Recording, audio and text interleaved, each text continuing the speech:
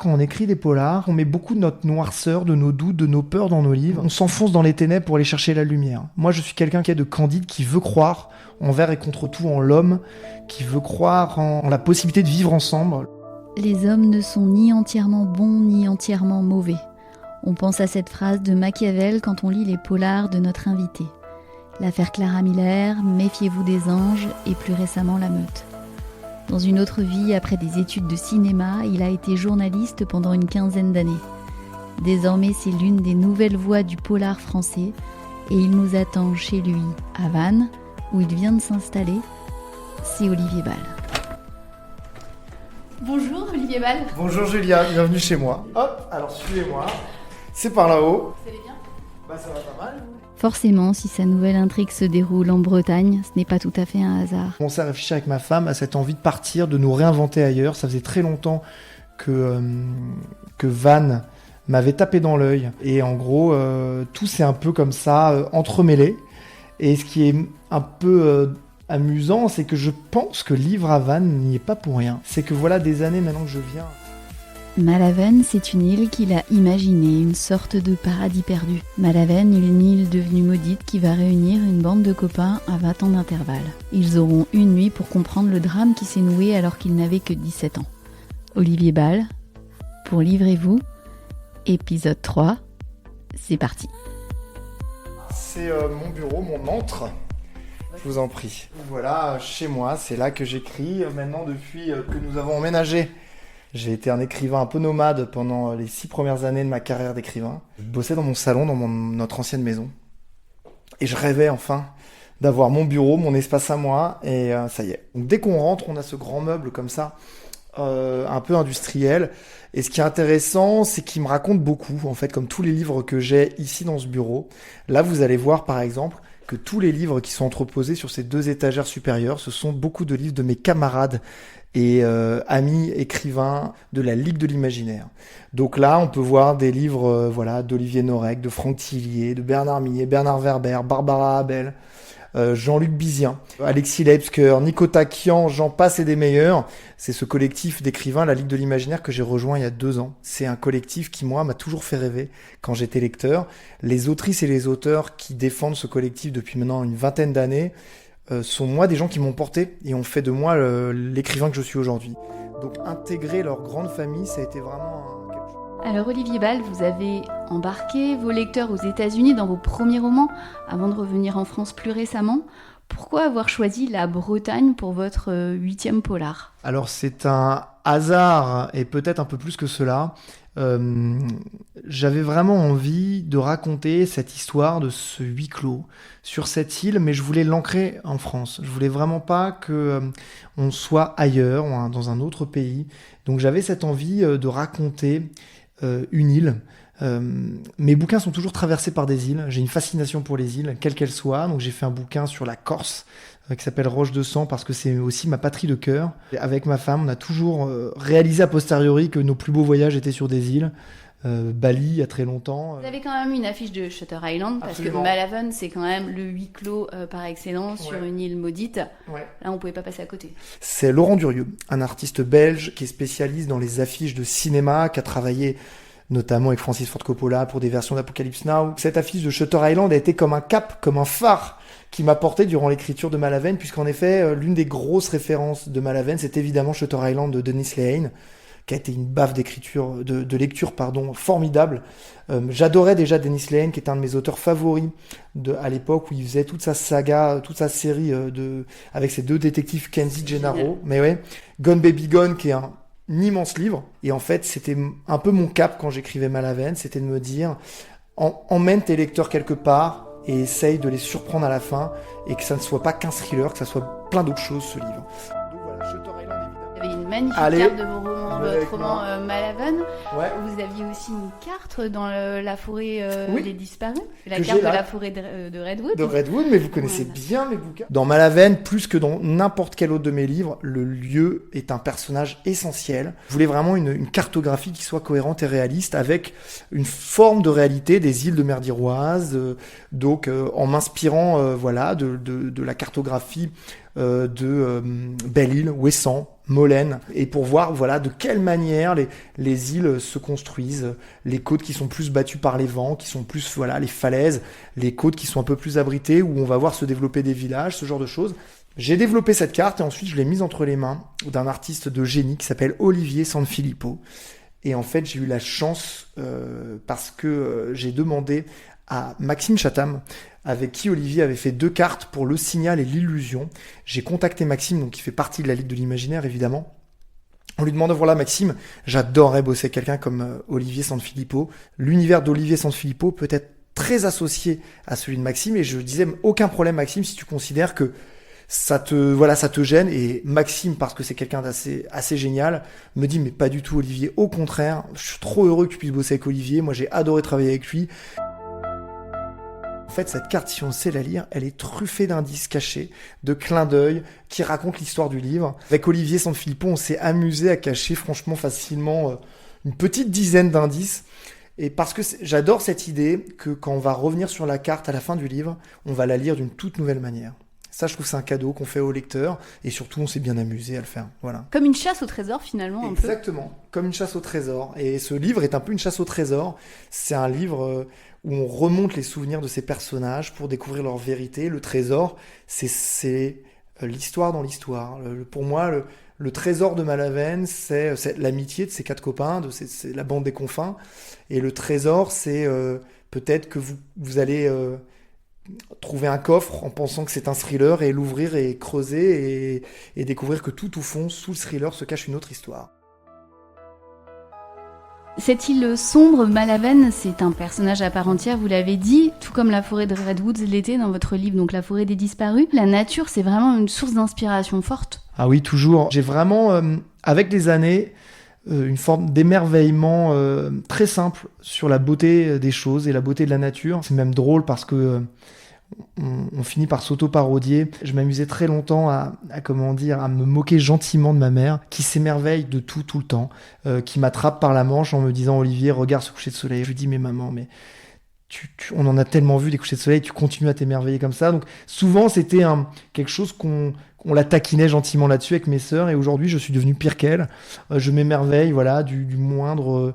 le jeu du reflet de l'eau sur les troncs des pins, sur les branches, quand on est face à des petites criques. Et puis moi, je m'intéresse beaucoup aux arbres. Donc en effet, j'ai des arbres qui sous-tendent mes histoires. Dans la forêt des disparus, c'était évidemment les séquoias. Donc vu, comme vous l'avez compris, que je suis un peu perfectionniste, j'habitais en Île-de-France à l'époque, et j'ai été chercher les quelques séquoias qu'on trouve dans la région pour juste pouvoir toucher leur écorce, les prendre en photo. Donc j'ai fait des bornes et des bornes pour trouver les quelques séquoias. Il n'y en avait pas beaucoup en France. Et côté The Shining, parce que Stephen King, qui aussi qui a bercé toute ma vie, qui a été un auteur, peut-être l'un des auteurs que j'ai toujours continué à lire avec les années. Aujourd'hui, je transmets le flambeau. Mon fils vient de lire ça, alors que c'est une toute autre génération. Et il a été aussi transporté par l'amitié, par cette histoire, par cette idée de ces récits. Je trouve que Stephen King est certainement, selon moi, l'auteur, un grand auteur américain évidemment, mais l'auteur de l'enfance, l'auteur de la fin de l'enfance, l'auteur du temps qui passe. Votre adolescence vous a laissé quel souvenir à vous, Olivier Bal ? Ce qui est drôle, c'est qu'encore une fois, c'est un roman qui me surprend et me déroute, parce que moi, j'ai très longtemps eu une posture que je croyais sincère, en disant et en défendant le fait que je me revendiquais un écrivain de fiction, un auteur de fiction, que plus je m'éloignais de ce que j'étais au quotidien, plus je m'épanouissais en tant qu'auteur, et que j'avais en tout cas l'impression de mettre peu de choses finalement de moi-même dans mes livres. Et j'ai découvert récemment que c'était pas complètement vrai, et bien au contraire. Et Malavenne en est la preuve, puisque en fait, j'avais l'envie à la base avec Malavenne d'écrire un pur thriller, un roman comme ça qui vous emporte, comme je vous le disais, une enquête qui vous transporte, où vous seriez aux premières loges, à la fois acteur aussi de cette histoire, devoir déchiffrer, trouver des indices, un livre sur le pouvoir de l'imaginaire, le pouvoir des livres. Et en fait, ce qui est intéressant, c'est qu'au gré des chapitres où on découvre cette bande de copains, la bande des confins, qui vit leurs derniers moments tous ensemble avant que chacun prenne son envol. Ils ont 17 ans.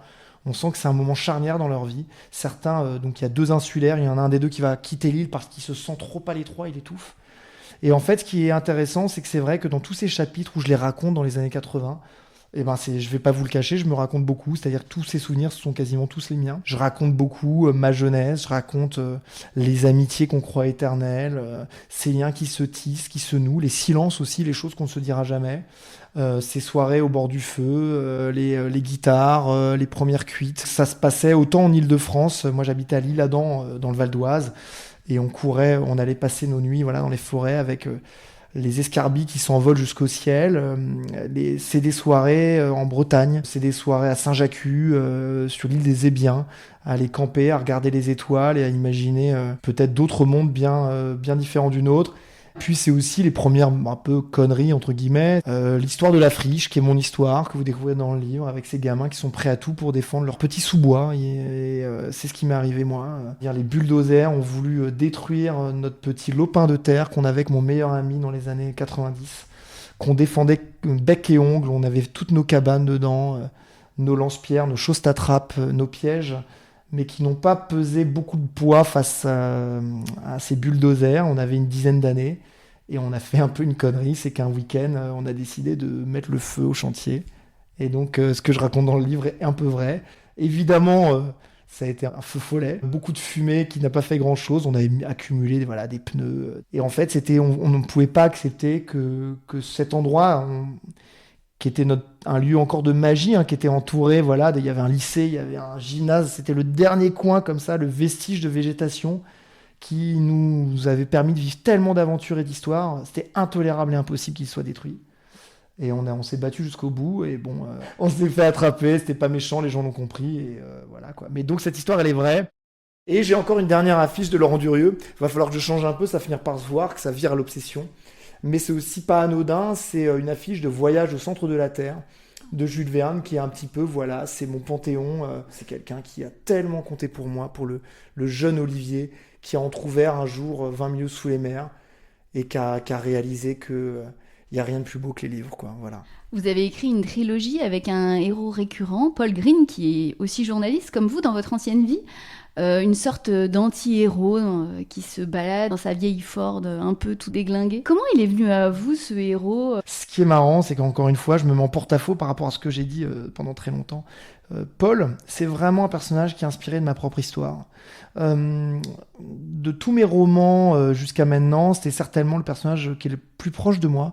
Parce que Paul, moi j'ai été journaliste comme vous l'avez dit, j'avais fait des piges pendant plusieurs années, mais à un moment il faut manger. Et donc je vois une annonce, ma femme découvre une annonce pour devenir rejoindre une équipe d'un journal qui était un tabloïd dont je tairai le nom parce que je ne veux pas lui rendre cet honneur. Mais je me suis retrouvé à bosser pour un tabloïd français pendant 2 ans. Et ça a été une expérience très très éprouvante. J'étais un gamin... pétri, plein d'éthique, plein d'idéaux. Je suis toujours un peu candide, j'assume. Et je me suis retrouvé dans ce magazine où on respectait pas grand-chose. Et j'ai fini par partir parce que je ne supportais plus ce que je faisais et celui que j'étais en train de devenir. Et donc je suis fier d'être parti, je suis fier d'avoir claqué la porte de ce magazine. Et en fait, ce qui est intéressant, c'est que Paul Green, qu'on découvre dans l'affaire Clara Miller, c'est un journaliste d'une 50aine d'années, un peu abîmé par la vie et qui vit toujours en regardant dans le rétroviseur de sa vieille Ford, comme vous le disiez. Il regarde toujours en arrière. C'est-à-dire c'est quelqu'un qui refait sans cesse le match de tous ces chemins, toutes ces croisées des chemins qu'il n'a jamais su saisir. En fait, il a l'impression d'avoir toujours pris les mauvais chemins, d'avoir jamais eu le courage de dire à celle qu'il l'aimait, de changer de job. Et donc, il lui bosse aussi pour le pire des tabloïds américains qui s'appelle The Globe. Et en fait, ça m'intéressait parce que finalement, ce Paul Green, je pense que c'est l'homme que je serais devenu si je n'avais pas quitté ce magazine. Je vais vous lire cette phrase. Qui sont les monstres ? Toujours cette question qui me hante. Il n'y a pas de bien contre le mal, nous sommes le crépuscule, en nous, les plus belles promesses, les pires horreurs.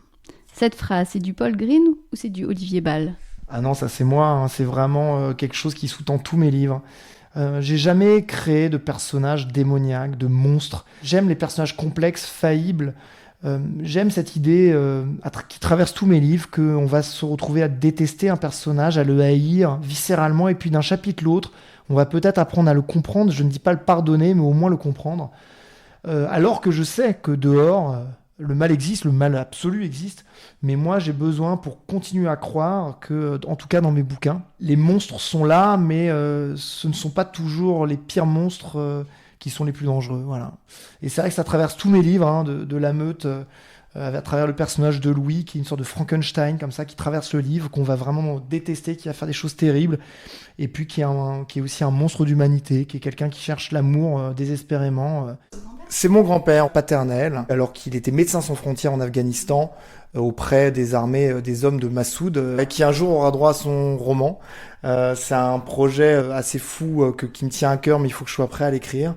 Ça approche, et parce il a vécu 1000 vies, cet homme. Ça a été le plus jeune médecin de la Seconde Guerre mondiale. Il a été donc le médecin qui avait 22-23 ans, qui a été fait prisonnier après les batailles, notamment de Dunkerque, qui s'est enrôlé à nouveau lors du débarquement, donc a fait les batailles en Afrique du Nord. Lui, il se battait ensuite à 25-26 ans auprès des goumiers marocains. Et c'était ses frères d'armes. Et donc, il a fait le débarquement en Corse. Il a remonté ensuite dans les Ardennes. En effet, il allait récupérer un officier allemand qu'il portait sur son épaule. Il s'est pris un éclat d'obus dans le ventre. Et il a dû, attention, c'est un peu particulier, c'est un peu glauque, mais il a dû porter ses tripes pendant 300 mètres. On l'a déclaré comme mort. Il avait 25 ans. Et en fait, c'est son meilleur ami, qui était chirurgien, qui a décidé de l'opérer envers et contre tout, qui lui a sauvé la vie. Dans votre avant-dernier roman, La Meute, c'est une plongée au cœur des groupuscules identitaires d'extrême droite. C'est aussi un cri du cœur sur, vous le disiez, cette société dans laquelle on ne s'écoute peut-être plus assez, on n'aime pas la contradiction, ou en tout cas c'est de plus en plus difficile. C'est ça, Olivier Bal, La Meute, c'était dire stop, ça suffit, maintenant on discute. C'est complètement ça. Sans vouloir être donneur de leçons, jamais, simplement transmettre les interrogations que j'ai sur le monde à mes lectrices et mes lecteurs, sans jamais perdre de vue ma fiction et mon histoire, l'histoire que j'avais à raconter, ce qui a rendu ce livre si difficile à écrire, si complexe. En effet, c'était le message que je voulais transmettre, c'est cette idée qu'on vit au temps des loups.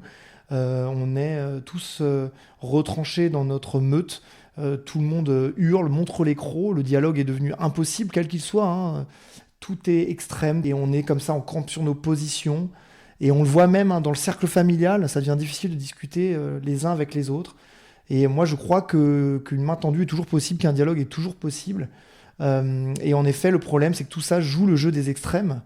Et on le voit, le recul des démocraties, la montée des souverainistes, des populistes à travers l'Europe, à travers le monde, est un signal d'alarme fort. Et en fait, moi qui ai toujours voulu faire des livres qui ne soient pas trop ancrés dans le réel, La Meute a été en effet le seul livre, et ça sera peut-être même le seul que j'écrirai, où j'ai vraiment pour le coup été obligé d'aller un peu dans une forme de réel, puisqu'on parle en effet de la montée des groupes identitaires, ces jeunes qui se rallient derrière des idées rouge sang et qui lèvent leur haine et leur flambeau et arpentent les rues en nous incitant à la haine et à la peur de l'autre. Et qui plus est avec cette impunité qu'ont aujourd'hui ces jeunes, parce que leur discours est rentré dans le discours public à travers certains politiques, le fait que certains mots se sont banalisés, certaines paroles, certaines positions se sont banalisées, et pourtant l'histoire se répète, et il y a des parallèles assez terribles à dresser par rapport à ce qui s'est passé en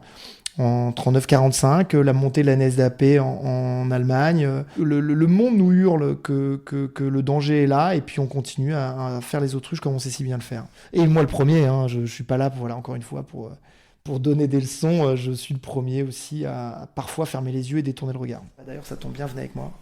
Il est là, sur mon bureau, je pense qu'il ne le quittera jamais.